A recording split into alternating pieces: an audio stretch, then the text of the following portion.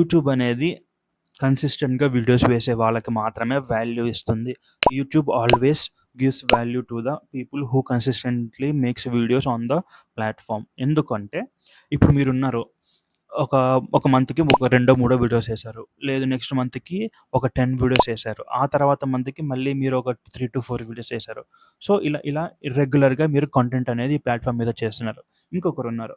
Suppose వాళ్ళు every week 2-3 videos ఏస్తారు.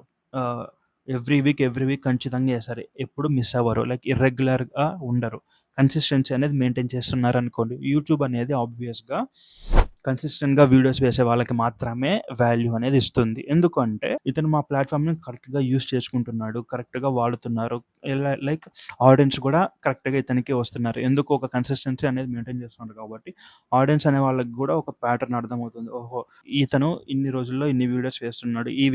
ఇన్ని వీక్స్‌లో ఇన్ని వీడియోస్ వేస్తారు. మంత్‌కి ఇన్ని వీడియోస్ వేస్తారు అని ఆడియన్స్‌లో కూడా ఒక ప్యాటర్న్ అనేది అలవాటవుతుంది. సో, యూట్యూబ్ కూడా ఆటోమేటిక్‌గా ఆడియన్స్‌కి వాల్యూ ఇస్తూ వేసే కంటెంట్ క్రియేటర్‌కి వాల్యూ ఇస్తూ కన్సిస్టెంట్‌గా వీడియోస్ వేసే వాళ్ళకి మాత్రమే వాల్యూ అనేది ఇస్తుంది.